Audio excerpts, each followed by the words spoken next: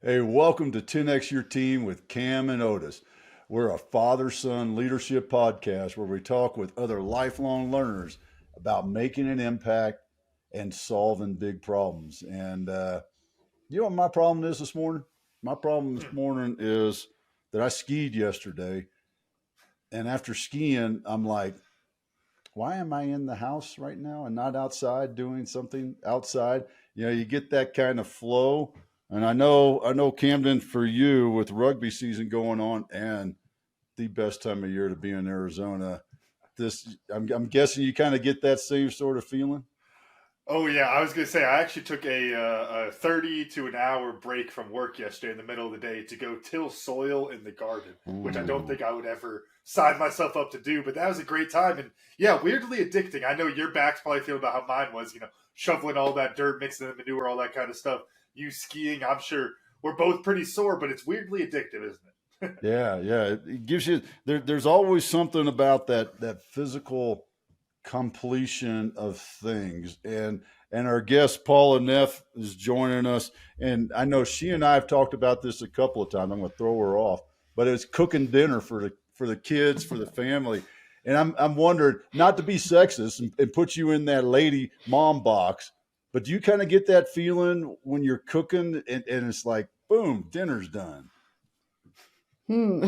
I have to say, I really, I don't like cooking. I was gonna say, Dad, you asked the wrong person because I do. Every time I cook dinner, I'm like, shoot, I should quit my job, just do this all day, clean the house. I could get that right. Yeah, so I look forward to that moment where I can tell the kids, okay, dinner's done, because I'm like, dinner's done. So, Oh, it's yeah, it's definitely in the chore category for you, then, isn't it? it is. Hey, so Paula, I was wondering, what's what was it that made you step away, made you, helped you, whatever you want to call it, from the corporate world to start running your own business?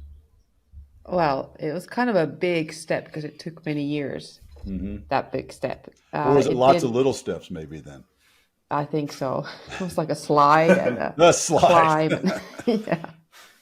It was everything that you can imagine, or not imagine, maybe because it has the reason why I stepped out was because I had my second child and then couldn't go back to work because I got so depressed.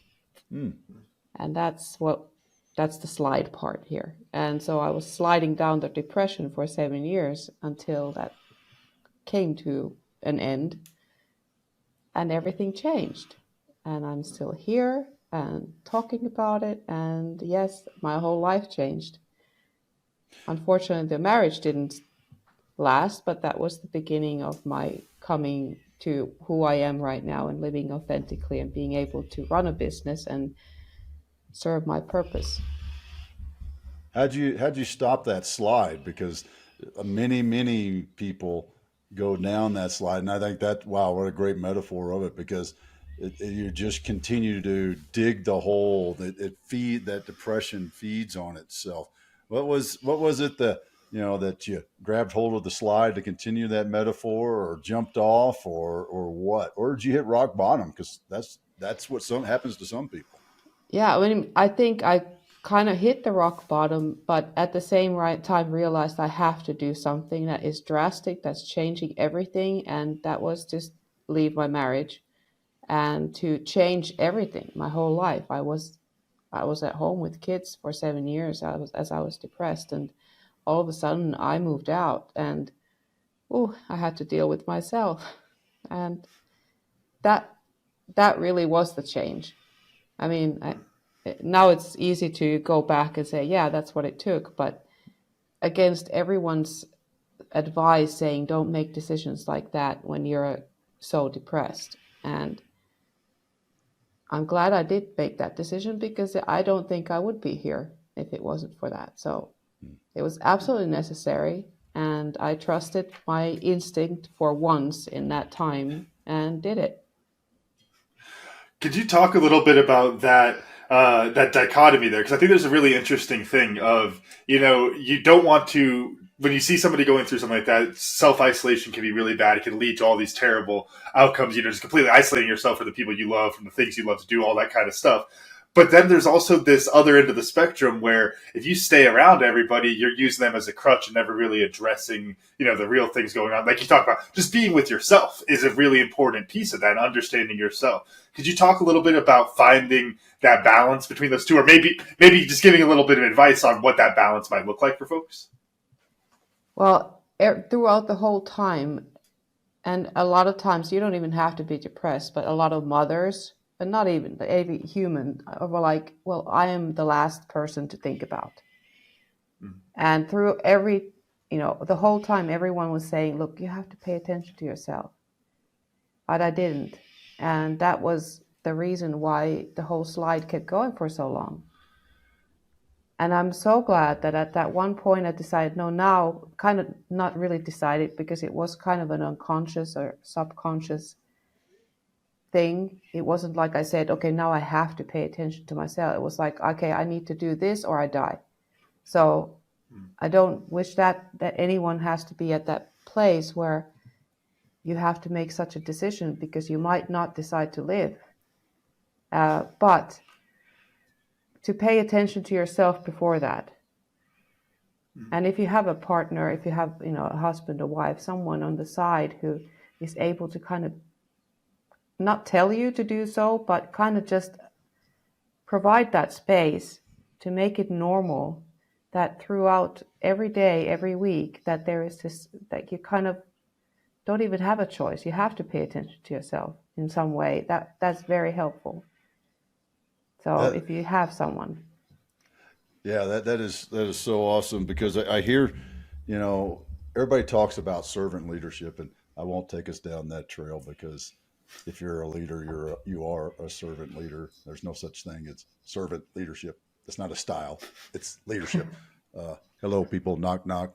But what happens, I believe, and as a mother, as a entrepreneur, as a CEO, you get so wrapped up in I've got to do this for somebody else. I've got to do this for somebody else.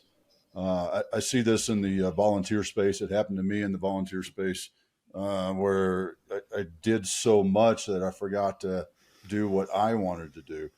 And how do you help people come to terms with that? Because it is a struggle, because it's like, oh, well, I need to do this for Joe. I need to do this for Phyllis, our friend Phyllis. Calling you out again. I called her out the other day when I was giving a speech. So she says she's the only Phyllis around, but so she knows we're talking to her. And how do you do it where you don't feel like by doing something for myself, I'm sacrificing helping somebody else? Well, it's really what made me realize that a lot, and how I've been able to help a lot of other people. It's just to help people imagine what it would be like if you right now, something happened to you and you were not able to help someone else. Whatever it is, whether you broke your leg and you had to go to the hospital and you're not home. You're not helping your family. You're not going to be running your business from there. What happens? And that's just a very concrete example, that if you break your leg, well, you're going to be out for a while. But what if something happens, for example, what if you burn out? What if you're not able to help anyone else because you didn't help yourself? So in order to be able to help someone else, you do have to take care of yourself, because how are you else going to be even present in other people's lives if you fall yourself, if you burn out, if you get, have mental illness, if you break your leg, if you have an accident, if you happen to no longer be able to live,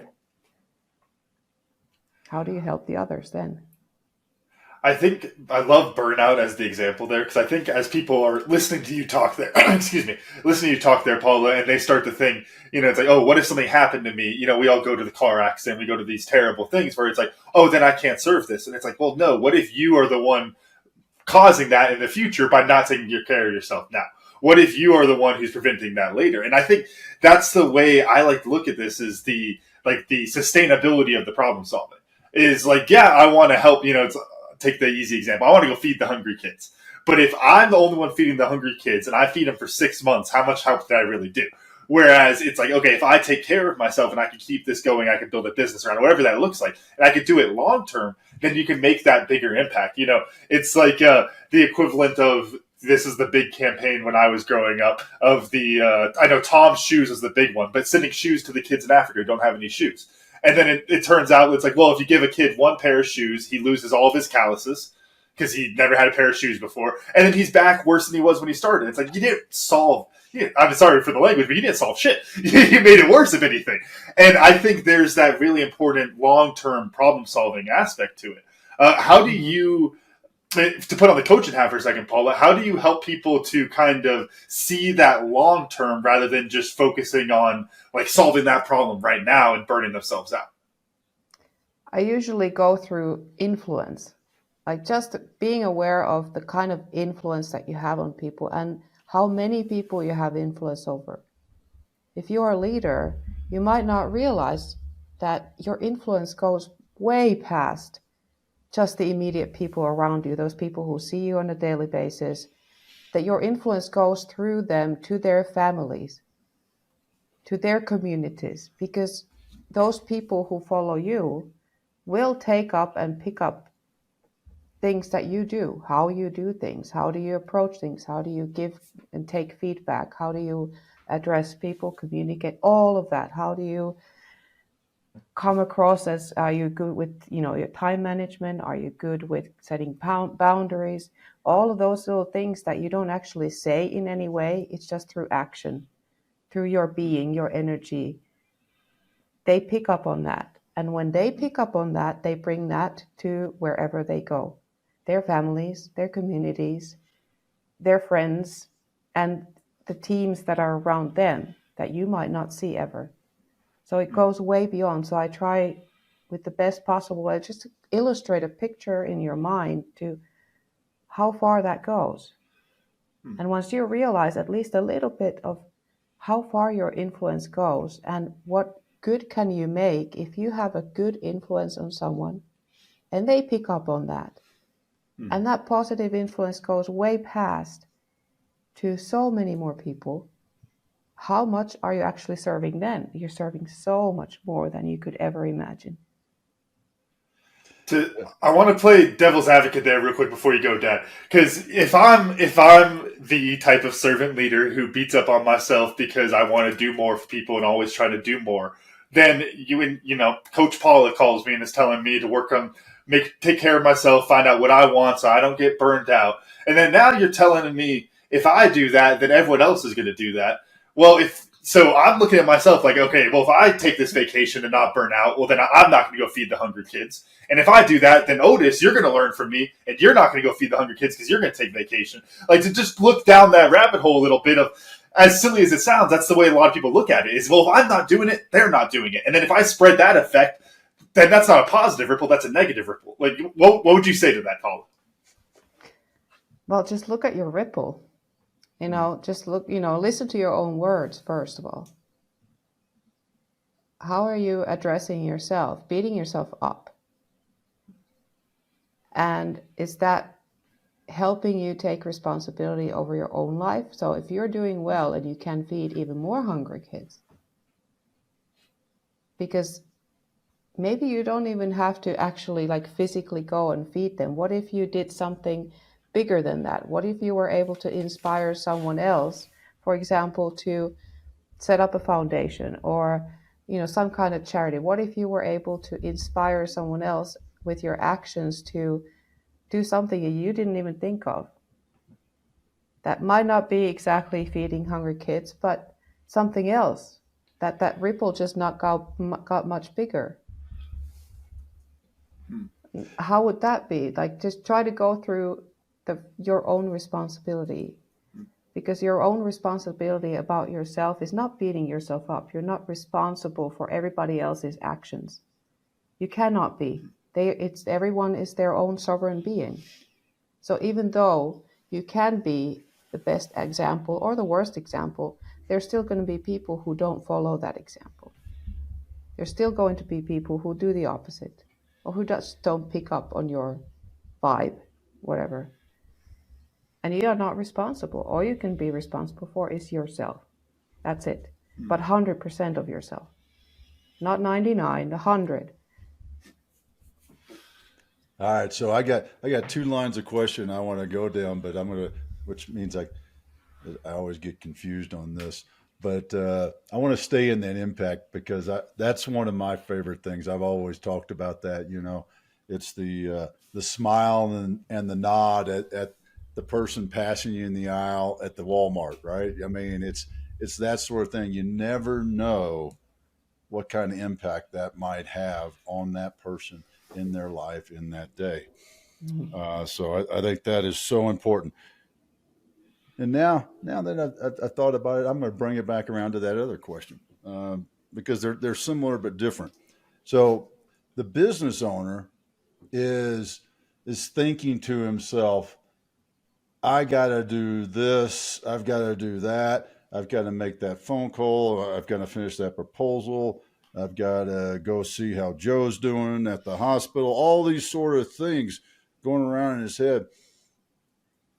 And it's about making money and growing the business because they want the people on the team to be successful. They're thinking about how do you convince them that there's an ROI in it, because that's what we all get tied around as business owners. What's the ROI in this, Otis? How am I going to get any more money out of this?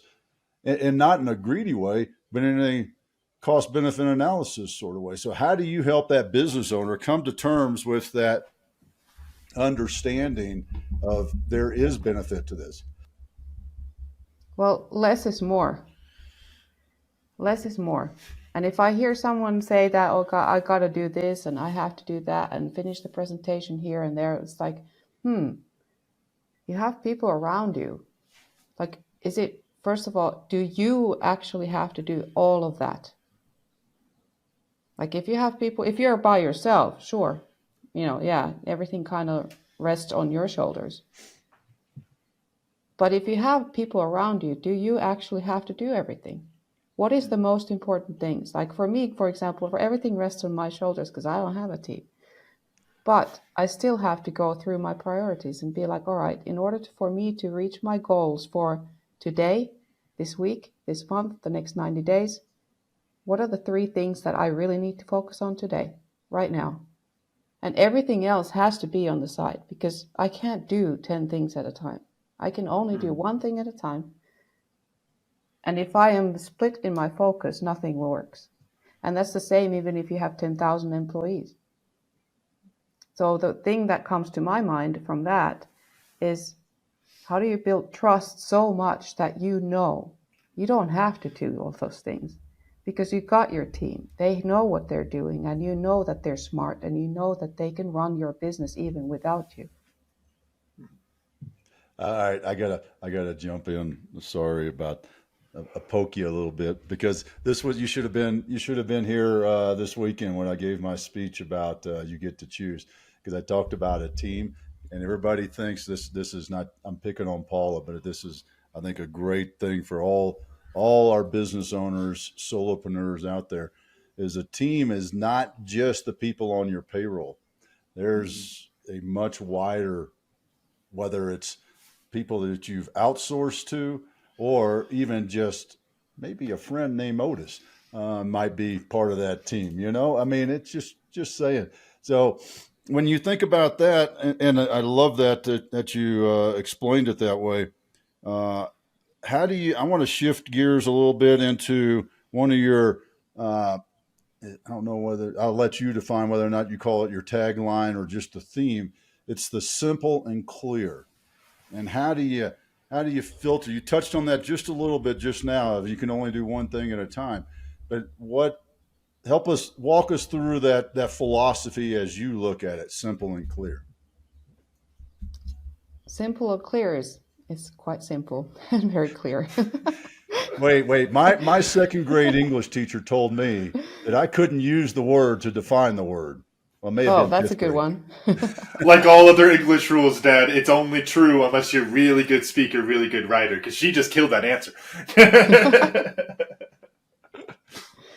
Yeah, I mean, no decoration. Simplicity means it is what it is, and you're able to shave off any extras. You're really coming down to the core, and there are methods, there are ways to do that for various situations. And usually, where it starts is in your thinking. Our thinking is complex. We have so many thoughts, and the bigger we think that a problem is, it just means actually that you just have a lot of thoughts about that issue, whatever it is, that subject. And that's all it is. So awareness is key for simplicity and for clarity, both at the same time. When you're able to recognize, okay, well, actually, objectively seeing, this is just a whole lot of thoughts about something, and it is the subject itself is not bigger or smaller than any other subject at all. I just have a lot of thoughts about it. So how can I now do something, create something that will help me shave off some layers so that I can actually look at the subject itself without blowing it up out of proportion into a different dimension, which will make me stressed and nervous, and it just has this cycle of going out of, you're just not able to hold on to anything anymore. It's like being in a storm and you're trying to look for that middle, like in a hurricane, there's that middle, that's the The eye calm. of the Yeah, storm. exactly. And that's calm. Yeah. Outside is everything's going like crazy. Well, if you find yourself in that craziness, and that's the whole lot of thought stuff, you cannot see anything, you can't have clarity because it's just too fast, too much.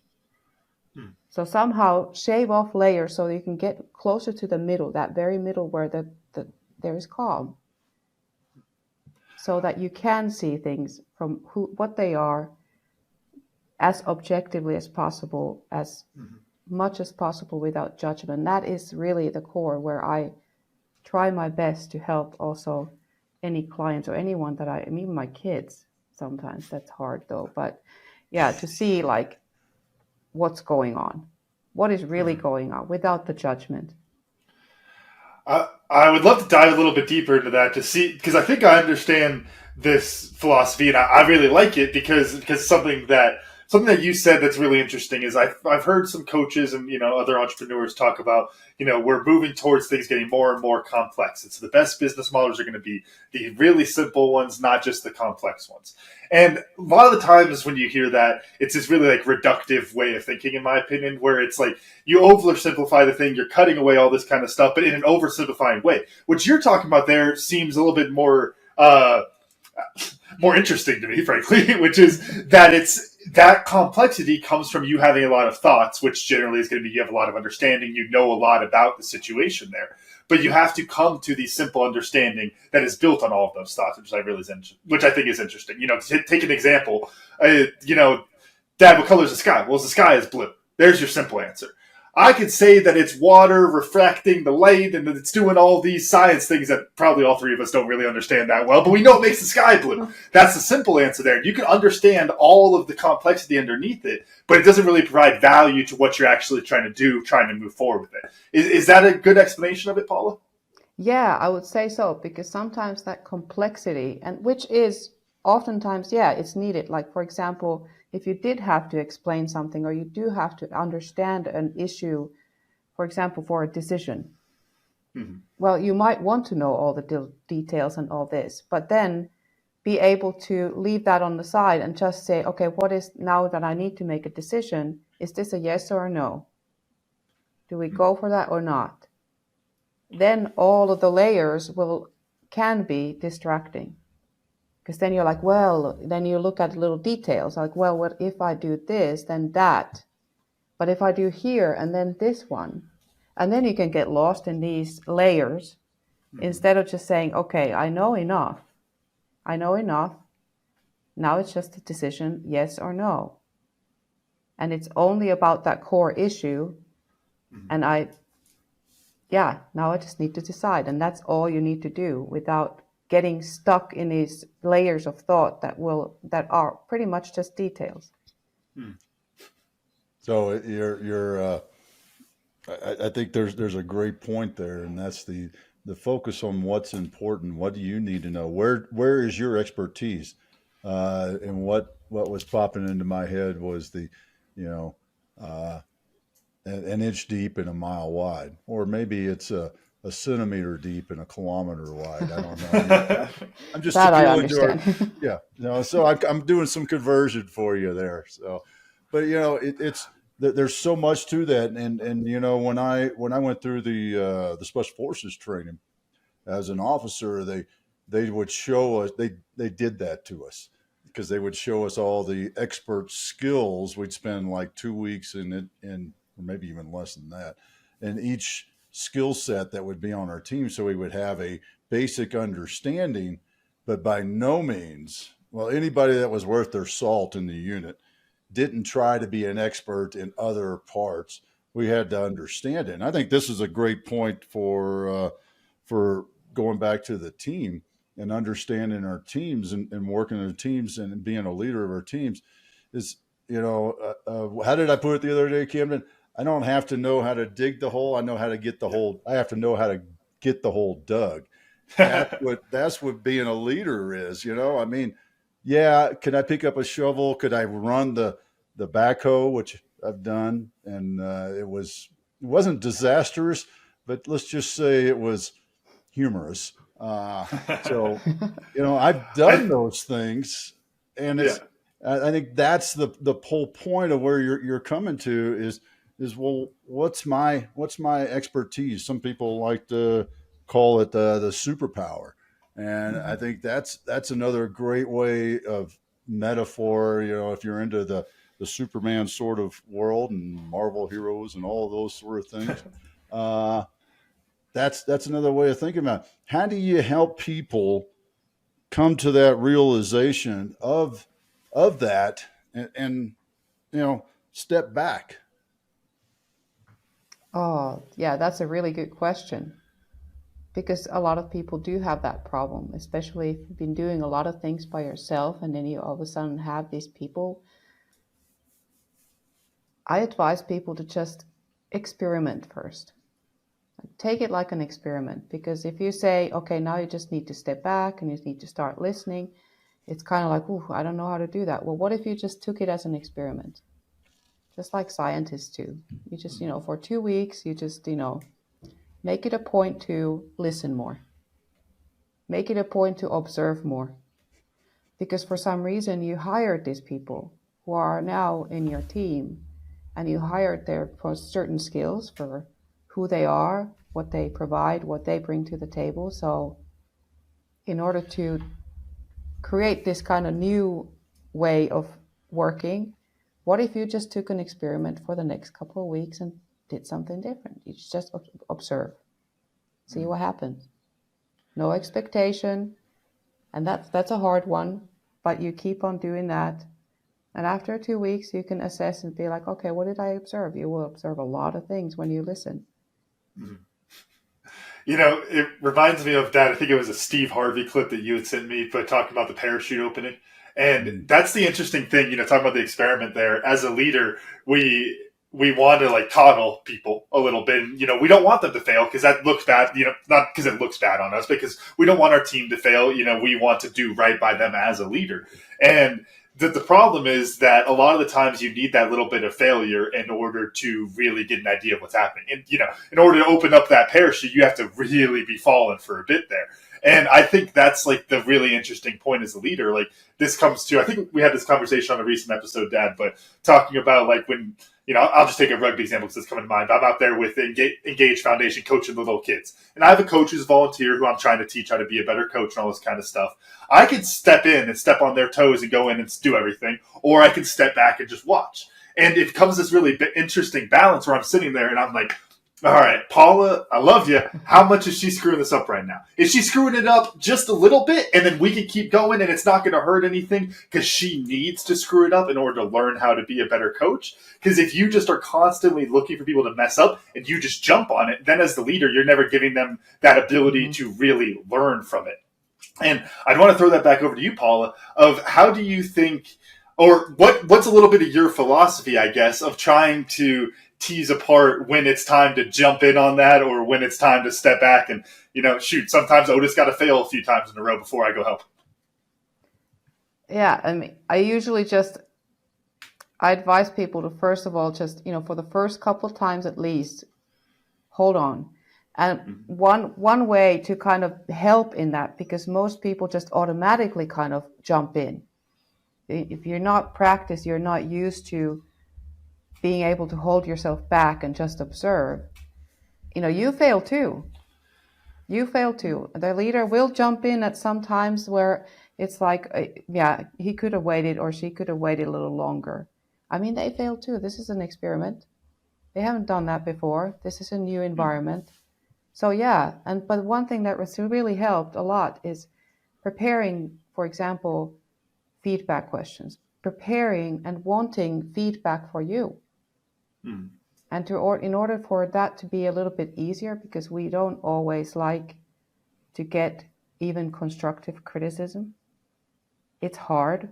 It can be really hard. And I know that from I had to learn this too, is, well, what if I pose the questions? What if I wanted specifically feedback for something that I am doing that's new? Like now I'm being transparent, be like, look, this is new for me. I'm observing. I'm trying my best not to micromanage and acknowledging, yes, I'm also human. Look, we're all human. We're going to make mistake, but mistake even might not even be the right word, because you would never learn anything if you never made something wrong. So it is a necessary part of any kind of progress. Necessary, absolutely. And so what if you prepared questions that you want feedback on, and you asked your team members to also prepare questions? Well, this is my duties or whatever, my things that I need to do. I want to know about these 5 things. Like, so whatever, once a week we get together. These 5 things I want feedback on. So I'm ready. I'm ready to take it. I'm ready to take the constructive criticism because I'm prepared. So it doesn't ever come across as like a slap on the face or, oh, they're just criticizing me or whatever it is, because that's causing conflict and that will stop the experiment. But in order to keep the experiment going, acknowledge, okay, yes, I'm human. I will also make mistakes. I want feedback on these 5 things, and I advise everyone else to want feedback on their 5 things. And that will allow the whole process to keep going in a more open, transparent way, where people feel like, okay, even if the boss is going to jump in, let him do that. He's learning too. I'm learning too. We're all learning and growing and doing the best we can and getting to a place where you feel like, well, we want to just grow and do the best we can every day. I think also just as a leader, making sure the way that this comes to mind, the phrase for it is like padding the outcome a little bit also.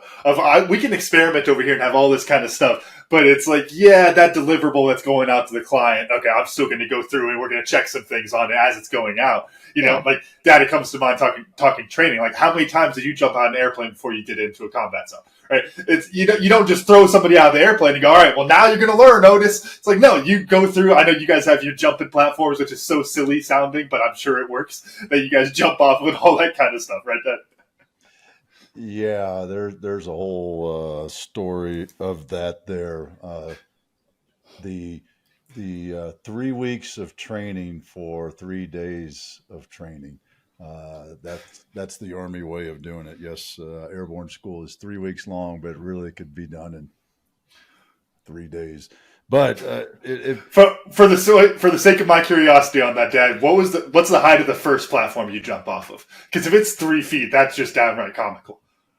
Well, that's because you don't understand how to land. How to land, and there's a whole metaphor right there. How do you land when you impact? Right? How do you when you have that,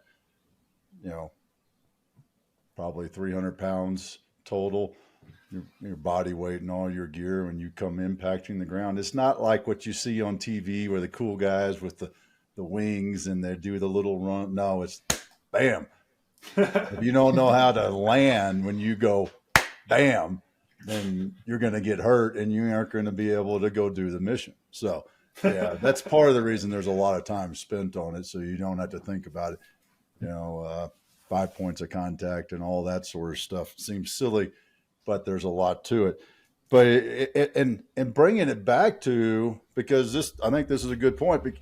If you were to think that, have that attitude, Camden, then you couldn't learn it, because, and I don't remember if this was a Marcus Aurelius or Epictetus, but it's you can't learn what you think you already know.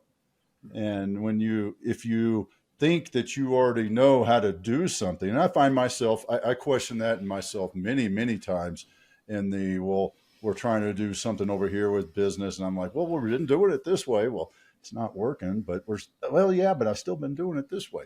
So I question that in myself, in doing that, and to kind of round that thought out, I'll throw it to you, Paula. What's a time that you've had that pop into your head and go, well, wait a second, do I really know this? Or is that thing I just heard about or somebody told me different and maybe a better way? That's a good question, because my kind of life philosophy with everything has always been life's an adventure. I kind of do approach everything in this experimental manner. And yeah, through that time when the time when I was depressed, I thought I knew everything pretty much. You're in the darkness and you think you know everything. You think you know better than anyone else. Nobody can tell anything to you that will help because you think you know. So coming out of that, especially, I have embraced the adventure, embraced gathering information and through conversations and just being curious, really embracing curiosity, because yes, we never, ever, ever know everything. And even if we think we know something really well, there's still going to be more you can know about it. Even if you think you are the expert in something, but there's still more to know. So open, curious, and going with a mind of having an adventure. First of all, it just makes it more fun, because I think adventures are fun. So you find a lot of joy. Curiosity will keep your mind open, your energy up, and you will, in your curious mind, is less judgmental, because you just want to know. You're not judging, you just want to know. Yeah, and I'm a huge fan of the adventure philosophy. That's one of the things when I'm working with the service members, that I'm helping them transition out of the military into their civilian life. I always refer to it as planning their next adventure in life, and because it's so true. If you look at life that way, you're more open to challenges. You're more open to learning new things, taking on new things. I think with that attitude, you want to learn new things, because what is an adventure? It's stepping out into the unknown.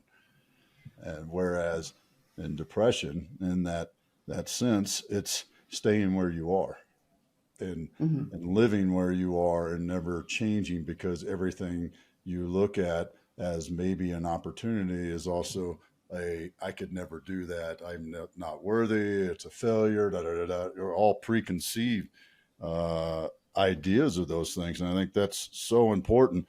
And one of the reasons that when we get to this point in the show, we always say, well, what did we learn? Because we look at every show, as this one has been a technological adventure, but a successful summit of this technology mountain. Uh, I want to emphasize something you said early on, because I think it's so important for everybody to remember this, and it's a great reminder for me, is that I have to care for myself in order to care for others. If I take care of myself, I can have more of an impact on others. And if I have more of an impact on others, then I'm creating that ripple effect, that legacy of impact on others, to help them live better lives, to help them understand their purpose, enjoy their lives, and not just go through the motions. And that right there, I think, is a great point. Part of the reason I was skiing yesterday. So, Camden, what'd you learn? But I didn't want to cut off your segue there, Dad, but I did have something else talking about the, wanting to know, I think is such an important thing. I'm kind of mixing, there's Marcus Aurelius, I know, has a quote about it, but I am in pursuit of the truth. I'm in pursuit of knowledge. Anything that has to do with knowledge or truth does not harm me. It just adds to what I know. And having that fearlessness of, as I get more information, it just makes me better. It doesn't hurt me. I think, to your point, Dad, when you talk about that in that depressive state, those outside things hurt you because they challenge your worldview. If your worldview is I am just progressively learning more and working towards that truth, then none of that new knowledge can hurt you. It just adds to you. But what I learned is actually in a similar vein, but it's a little bit of the doctor heal thyself, coach thyself, I guess, type of thing, where it's knowing what you need, knowing what type of person you are, and so you can provide that right type of talk for yourself. And the example that comes to mind for that is, the rugby example. I have a player who is a great player, and I'm always telling him to calm it down a little bit. Dad, I know you you coached a couple sevens who are like this. You have to tell him to take it down a notch a lot of time, right? That's a kid I have to tell to take down a notch. And he can get upset because I'm telling him to take it down a notch. But the perspective on it is every other player, the other 14 guys in that field, I'm telling them to take it up 5 notches. Because I see them and they don't have that same aggressiveness or whatever. So I have to push it to get them there. Whereas if you're starting off aggressive, I need to calm it down a little bit to get you to that middle ground. Paula, you talk about beating yourself up. Is it being productive? Is it something that's actually in your control? All of these different aspects of it. Look, if you're a person who beats yourself up constantly, then you need the positive coaching, and you need to understand that about yourself. If you're somebody who is full of yourself, and probably not listen to this show if you're full of yourself too much, but if you're super full of yourself, you think you know everything, well, then you need a coach who tells you that you don't know shit yet, and that you need to bring back down. And you have to recognize what you need for yourself, so that you can give yourself the right kind of talk in order to perform at a higher level. Awesome. Well, Paula, I think that was just a statement, Camden. Paula, what'd you learn? That was a statement. That's what I learned. Paula, how about you? What'd you learn? Well, this has definitely been an adventure on technical and other levels, and I've learned a lot from both of you through the questions, and also gotten myself clarity. Look, I'm on a journey, and this is a journey to become a better coach. And this interview has helped me create more clarity around what I do and why I do it and who I serve and how I serve. And so all of those things, the metaphors that you drew out of me, and kind of going down that slide in the very beginning, was kind of unexpected, but there we go. We went down that slide and we climbed up those mountains, technical and other ones, and it's been what a journey. I've learned a lot. Awesome. Paula, how do folks find you, get in touch with you, see what you got going on next? Well, the best way is LinkedIn. So LinkedIn is the place where I am most active, and you will find ways to get in touch and things that I post and talk about, everything. Awesome. Paula, we really appreciate you sticking with us, adjusting the schedule, and putting up with a little bit of technology problems that we've all overcome and dealing with right now. So thank you for your time. Thank you. It has been such a pleasure. Camden, run us out. All right. Thank you all for listening to today's episode of 10X Your Team with Cam and Otis. And a special thanks to our guest, Paula Naeff, for joining us today. Remember, you can watch full episodes of the show on YouTube at 10X Your Team. And if you enjoyed today's episode, please make sure to pass along to other lifelong learners in your tribe so that they can enjoy it too. Follow us on Facebook, Instagram, and LinkedIn. As always, the full archive of episodes available at www.10xyourteam.net. Thanks again, and we'll see y'all next time.